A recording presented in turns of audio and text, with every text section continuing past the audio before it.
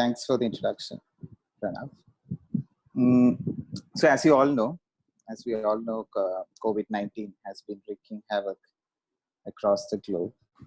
And as of now, we have more than 2 million cases reported worldwide. And in India, we have touched the 20,000 mark. And so it will be actually worthwhile to see some of the regions or states across the world which are doing, in fact, which are handling this epidemic or pandemic in a better fashion. And before we begin, let me give you a small caveat. So these are very early days, and it will be unwise, in fact, to jump into any conclusion and say that, Kerala has been able to control this epidemic. Not just Kerala, any region or country for that matter. But when we look at the situation right now in Kerala, we can very confidently say that the state has been able to manage this pandemic in a very good way, good manner. So here, so in this talk, in this discussion, we'll be talking about just giving a brief introduction about what COVID is. We all know, most of us know what it is because we have been getting a lot of information, getting a lot of research articles, information, news articles regarding this. We are actually, in fact, bombarded with information these days about COVID. So I'll be briefly touching upon it, but not delving much, because talking about this disease and this pandemic in itself is a discussion. It in itself is a topic in its own sense. And we'll be also discussing about the trajectory of the disease in Kerala, how it all started in Kerala, and how it's looking like right now, what has been the state's response to the pandemic, and some of the key takeaways and learnings from it. So what is COVID-19? We all know that it's a viral infection caused by the SARS-CoV-2 virus. And this, in fact, the coronavirus, SARS-CoV-2 virus, belongs to a family of viruses called as the coronavirus. And this is, in fact, one of the latest disease to be caused by this family of viruses. We had experienced epidemics before due to this particular family of virus, SARS, and which is severe acute respiratory syndrome before, and also the Middle Eastern respiratory syndrome. Now, how it started? The disease was first identified in Wuhan in December 2019, but the earliest case could be traced back to about November 2019. And there are some reports that, this infection was actually spreading through the community in Hubei, in Wuhan, way before that, probably in September or October of 2019. WHO declared it as a public health emergency on 30th January 2020 and a pandemic on 11th March 2020. We've had pandemics before, some of the notable pandemics being Spanish flu of 1918 to 1920, the Hong Kong flu of 1968, H1N1 in 2009, which went till up to 2010, 2011. HIV AIDS started in 1979. It's still a pandemic now. WHO does not classify HIV AIDS to be a pandemic. It calls it as a global epidemic, but some public health experts would like to call it as a pandemic. Now, talking about the trajectory of disease in Kerala, before that, actually, I would like to talk about what makes Kerala vulnerable to a pandemic. Not just this particular pandemic, but any pandemic or any viral outbreak for that matter. One of the reasons, it has a large diaspora. Kerala's population is extraordinarily mobile. It around 3.5 million, that's about 35 lakhs Keralites live abroad, mostly in the Middle East, but also in Europe and parts of North America. There is also a large population of migrant laborers, so guest laborers in the state, about close, similar to what the external migration is from Kerala. That's about 2.5 to 3 million people. It's also a state with a high density of population. The census 2011 states that it has a density of population of about 860 persons per square kilometer. And it's also a state which has a fairly large proportion of people above 60 years of age, that about 13% of Kerala's population is more than 60 years of age. It's also a state with a high NCD burden, a burden of non-communicable diseases. It's a state which has a large proportion of people with diabetes, hypertension, cardiovascular and renal diseases, and other NCDs. So, and why have I included these 2 points? The proportion of people above 60 years of age and high NCD burden, because when we look at the case fatality of COVID-19 across the globe, you can find that this disproportionately affects people who are above 60 years of age and people who have comorbidities, that is, people who have other diseases, especially diseases like hypertension, cardiovascular, and renal diseases. So, and the fatality, unfortunately, is also high among this demographic. Now, the first cases in Kerala were actually reported on 30th January, 2nd February, and 3rd February. And these were 3 medical students from Wuhan. And Kerala has a large number of students. And in fact, not just Kerala, other parts of the country as well has a large number of students who pursue their education in Wuhan Hubei Medical University. It is, in fact, one of the major centers for medical education in China. After that, there was a lull in cases. That is, from first week of February till about last week of February and first week of March, there was a lull in cases. Then we saw a spike in cases after the first week of March. So from first week of March till about 30th March, there was an increase in cases in Kerala, like about till about 31st of March. But then what we saw was that from about 1st of April until now, there has been a gradual decrease. And in fact, a very gradual decrease in the number of new cases that are reported in Kerala. Now, I've also tried to, compare the situation of Kerala with another state, which was in a similar trajectory during the first week of March, and that's Maharashtra. Now, Maharashtra, if you look at, from about 2nd week of March till about the last week of March, Maharashtra and Kerala were in the same trajectory of diseases.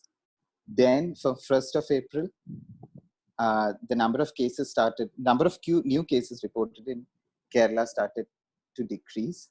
But in Maharashtra, we saw an exponential rise in the number of new cases that were reported. And as of now, while Kerala has about 427 cases, Maharashtra has already crossed the 5,000 mark. Another very important feature of the story of COVID-19 in Kerala is that Kerala is one of those few states which has a very high recovery rate.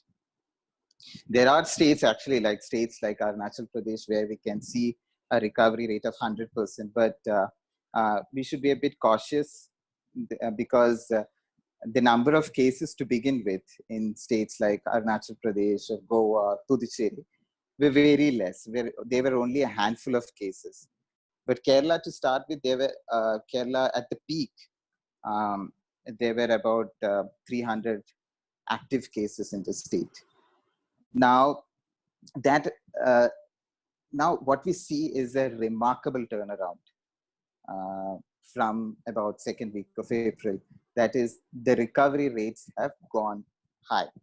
And as of 15th April, the recovery rate is 65%. This is the highest recovery rate among the major states infected with this virus. And I think today it is about 70 to 72%. Now, this is like more than twice the global average, which is 27%, and more than 3 times the national average, which is 20%, about 20%. Kerala is also a state which has the lowest case fatality rate. Now, what is case fatality rate? Like out of the all the positive cases all the cases that have been detected to be positive, how many people have died of that? So that's what we call as case fatality rate. And the case fatality rate in Kerala is about 0.5. That is, till now, out of the 427 cases, only 3 have died in Kerala. Now, this case fatality rate is much lower, in fact, than the national average, which is about 3%, and the global average, which is about 6.9%. Another interesting thing about Kerala's, the trajectory of the disease in Kerala, is that Kerala has been able to restrict the transmission. And what I mean by restricted transmission is that we can be fairly sure that Kerala has been able to, avert community transmission of the state. We have data for about 388 cases till 15th of April, and data is available for 322 of those cases. Out of this, 208 cases were imported, 98 were contacts, 12 were from the Delhi cohort, and 3 were from people who came from other states. Now, and we don't have data available for 64 cases. And I've been told that these 64 cases either belong to the imported or the contact cases. Now, what that tells us is that, one, the rate of transmission has been very low. And also, the transmission has been restricted to either the people who came from abroad or their immediate contacts. Now, this is another significant thing about the trajectory of the disease in Kerala, because if we can see what is the global experience with COVID-19, the rate of transmission ranges between 1.5 to about 5. In Kerala, even if we consider that all those people for whom data is not available to be contact cases, the rate of transmission is still lower than 1, less than 1. Now, how is Kerala managing the pandemic? So I think this has to be seen in a very comprehensive manner. The state's management of the pandemic has been a multifold effort. In fact, it not just included a public health approach, but also the presence of strong institutions, as well as the presence of a strong leadership, state leadership, and also the involvement of community at large. Now we can go into the basics of it. One, the presence of an efficient public health system. We all know that Kerala is one of the best health systems in the country. Now, what has been the key for Kerala here is that the state has been able to prepare it very early on. Now, why it has been able to do that is also, there is a little background to it. For one, this is not the first time that Kerala is seeing disease outbreaks of this type. In 2006, we had the chikungunya outbreak. After that, there was a dengue outbreak in Kerala. Then 2018, we had the very famous and notorious Nipah outbreak. There have been cases of this very rare disease called Kaisanor forest disease from the tribal areas of Wayanad and Western Ghats in Kerala. Now, and also Nipah has been, and not just Nipah, I think apart from Nipah, also the two back-to-back floods that the state witnessed in 2018 and 2019. These gave lessons to the state on how to ramp up, one, its surveillance system, and also its response to disasters and crisis, that is disaster management and crisis management. Now, especially after Nipah, the state ramped up its surveillance system. And when the COVID-19 this came, the state set up an efficient control system, control and response system. And the first control and management system was set up on 25th January 2020. And this is very significant because this was actually 5 days prior to when WHO declared COVID-19 to be a public health emergency of international concern. So this actually shows us how prepared that the state was early on. And it was after that, on 30th April, that WHO declared it as a public health emergency of international concern. And it was on 30th January. And it was on 30th January that the state had its first positive case. And around this time, the disease was actually spreading in China, mainly in Hubei province, and also parts of South Korea and other Southeast Asian nations. Then we had 2 more cases being tested positive. But what state did was, even when there was a lull in cases, it did not dismantle the system. Why it did not dismantle the system? Simply because the state government was anticipating an increase in number of cases in March, especially when the disease started spreading in Middle East and Europe. And many Keralites from Middle East and Europe were planning to return to Kerala to spend their summer vacations with their families. And then the state government also introduced strict protocols for early mitigation. Kerala started screening all the international passengers on 10th of March. This was much before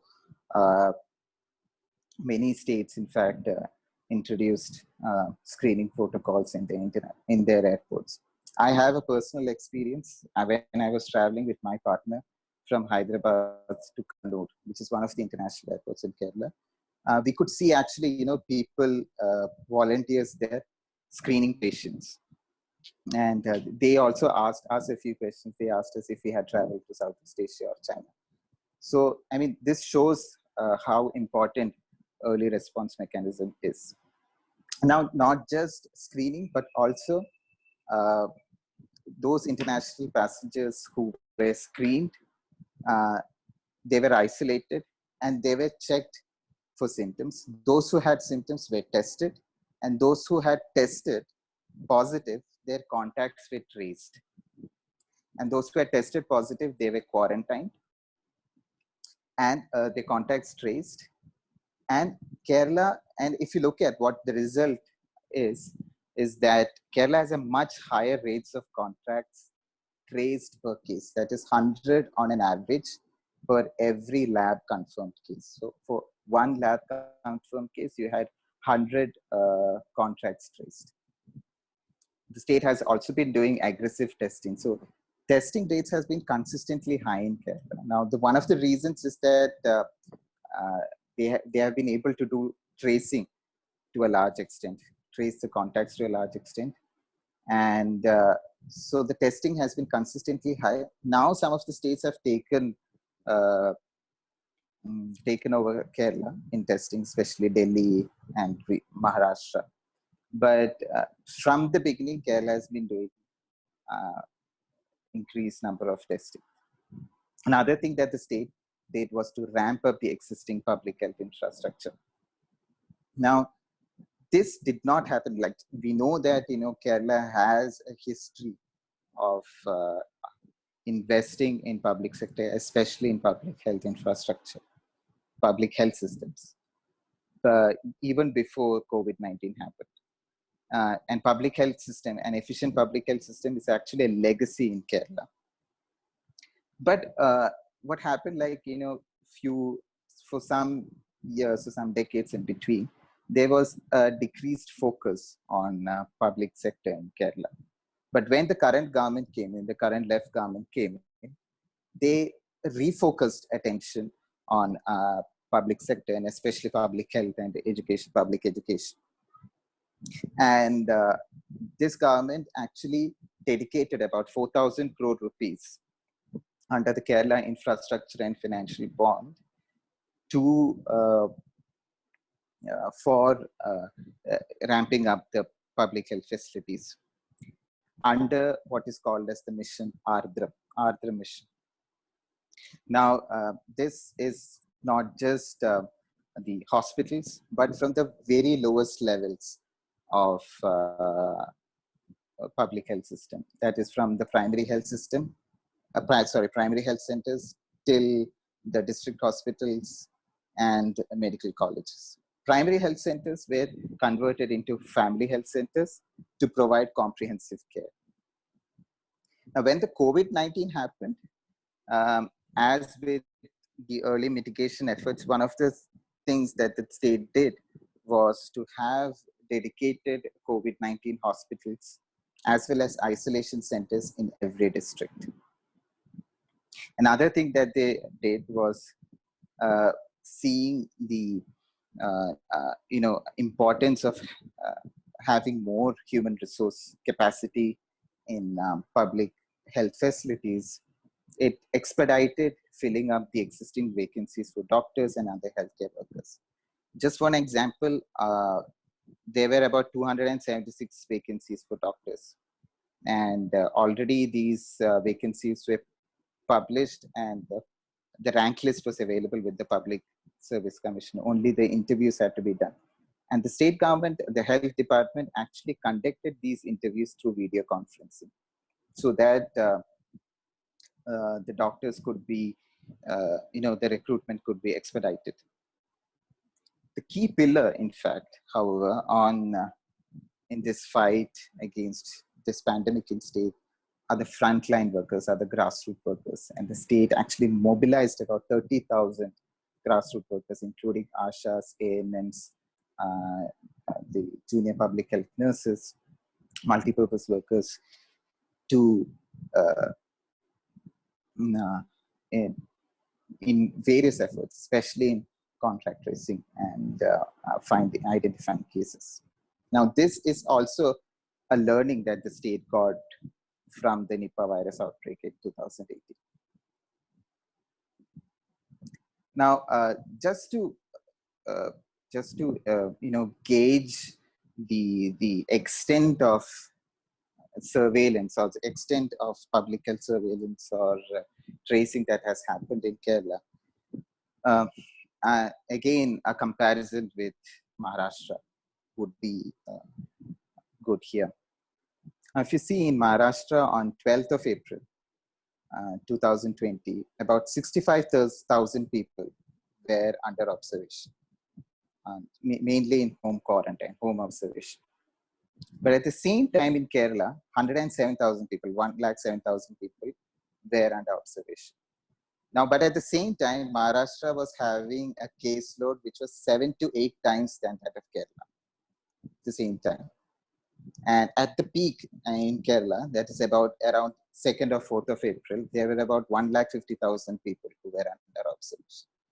Now, you can see the amount of work that has gone into, identifying and tracing people, and also putting people under observation. So this has been a momentous effort by the state government. And this is a very key learning, and actually like early identification, which is in fact the key to control this pandemic.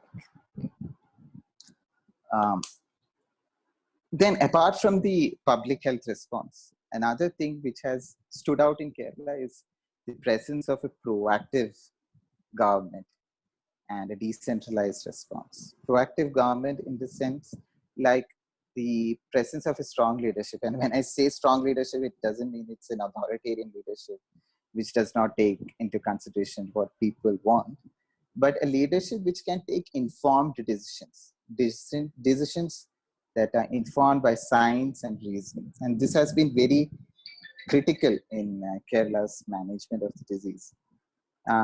Then we have the now very famous daily news briefings by the Chief Minister of Kerala. Now, I mean, this news briefings, apart from giving increasing the TRPs of various news channels, what it has also done is that it has given the much needed assurance to the people. Like people could see that, there is a responsible government which comes and, talk to the people. There is a chief minister who's taking the responsibility, talking to the people. That gives a lot of assurance, especially in this hour. And also it ensures transparency and accountability. Like Kerala is one of those few states which have been consistently giving data regarding the number of people tested, the number of people under observation, and especially through these meetings, through these press briefings. And also, like not just the chief minister, I should also commend the way in which the health minister of Kerala has also been leading from the front. And Kerala was also one of the earliest states to announce a welfare package. Interestingly, the welfare package was announced by Kerala government the same day when the first press, and it's not a press conference, the first televised address of Prime Minister happened, when he told people to come out in the balconies and clap for the health workers. That was the same day Kerala announced the welfare package to the tune of about 20,000 crore rupees. And this included the pensions for the elderly, as well as the people and wage packages for laborers and people below the poverty line. And as I said before, Kerala has a large proportion of migrant laborers, what the state calls as guest workers. So about 2.5 to 3 million, that is 25 to 30 lakh people from other states, especially from Eastern India. And when the lockdown was instituted, even before the lockdown was instituted, the state government had taken measures anticipating that there will be loss of livelihood for these guest workers, and they won't be able to travel back to their hometowns and villages in North and Eastern India. And when the central government gave a submission in Supreme Court, it was told as, out of all the government-run relief camps in the country, 69% of them are in Kerala. Another key feature of governmental response in Kerala is the presence of a highly empowered local administration. Now, this is a legacy, as we all know, about the People's Planning Movement of the mid-90s, when the then left government decided that out of the budgetary allocation, about 40% of that would go to the local self-governments, mainly the Panchayati Raj institutions, municipalities and corporations. Now, these local bodies have been instrumental in doing most of the planning and execution of the management of this crisis. If you go to Kerala, you'll find that the primary health centers, the dispensaries, and the pharmacies under the health department are actually run and managed by panchayats at the village level.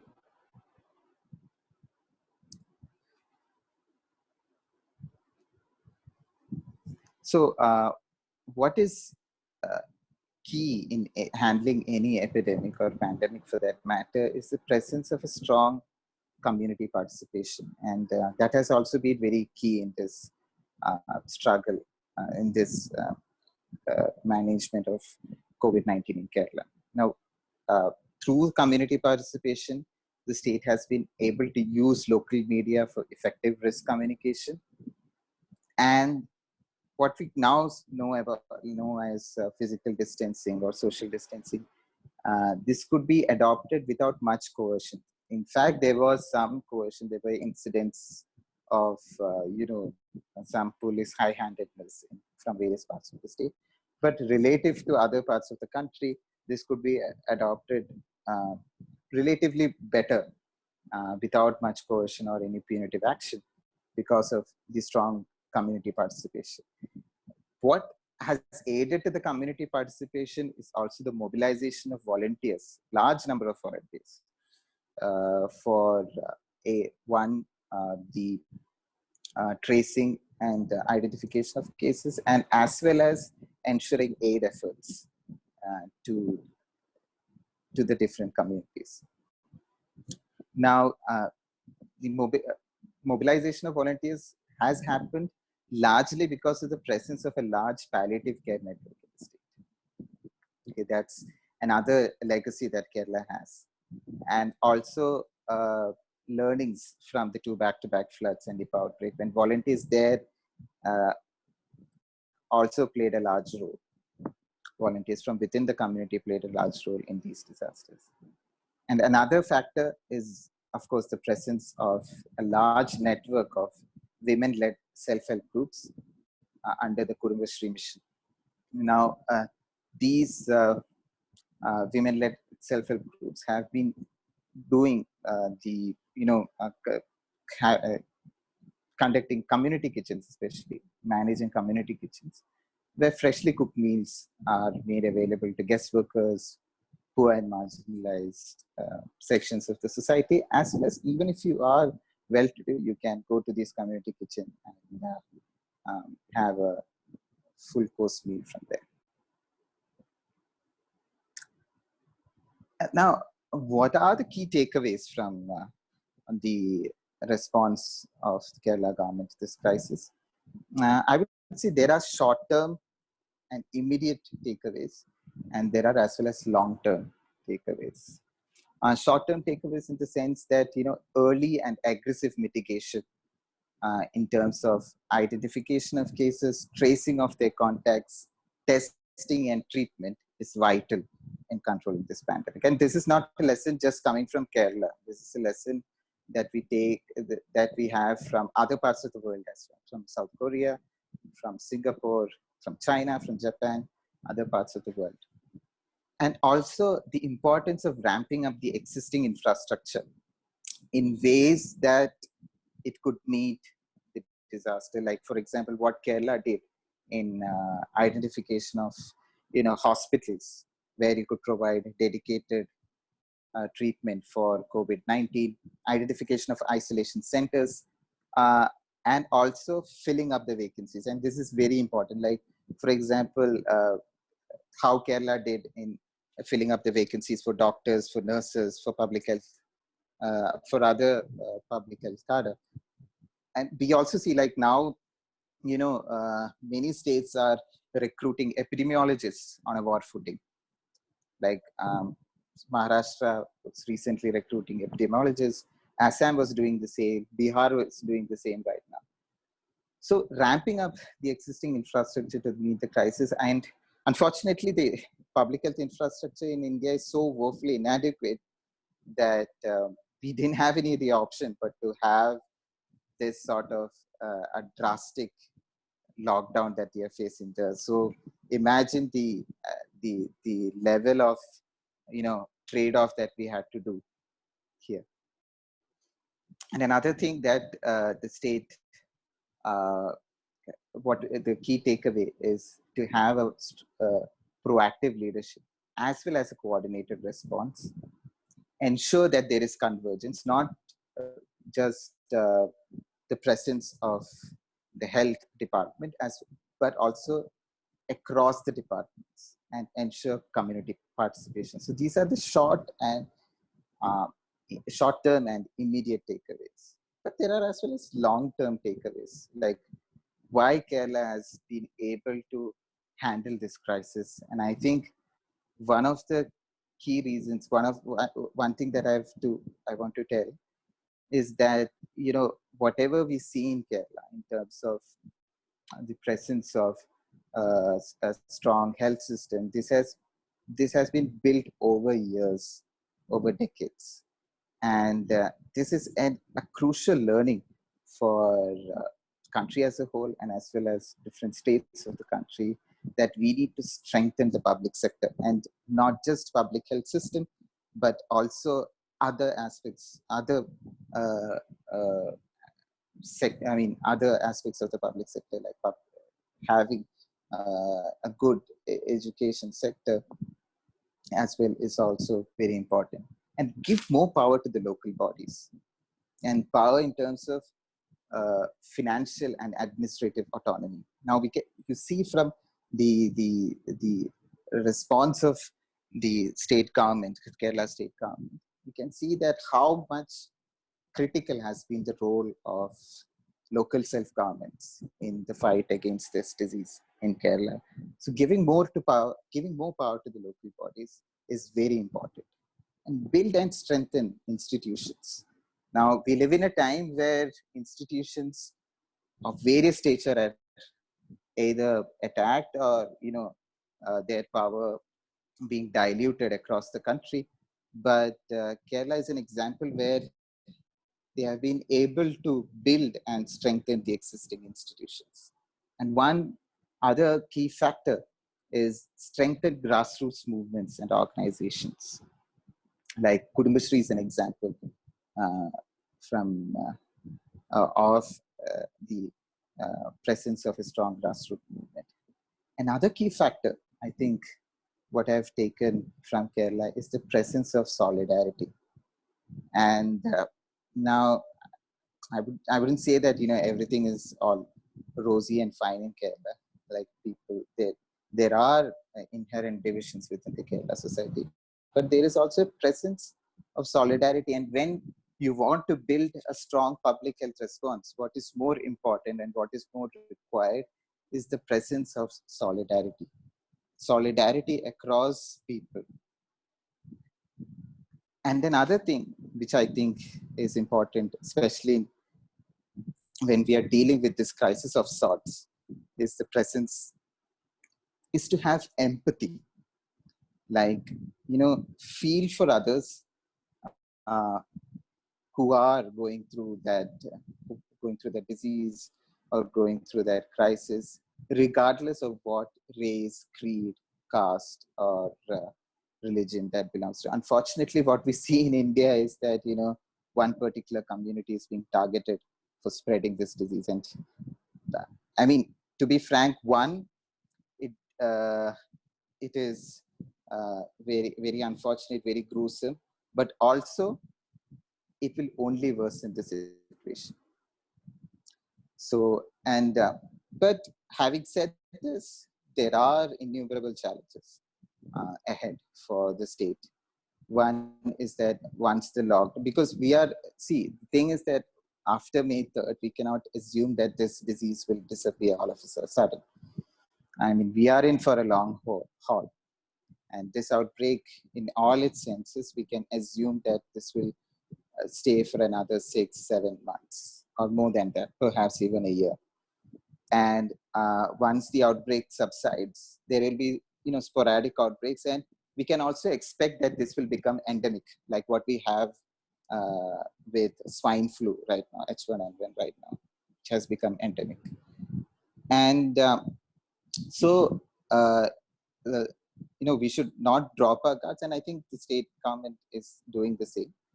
And another major challenge that is going to happen is that more number of expats are expected to arrive in the state, perhaps after May or in the beginning of June. So,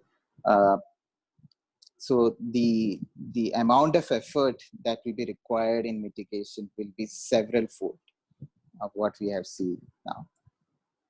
And also the state has to further ramp up its public health system and public health infrastructure. And another key area, which unfortunately Kerala has been missing out a lot, is biomedical waste management. And I think given the situation that we have right now, we can expect a lot of used N95 masks and other personal protective equipment being discarded. So how you will handle this biomedical waste, that's another key challenge that the state is going to face. So yes, with this I'll conclude my talk. If you have any questions, I can take.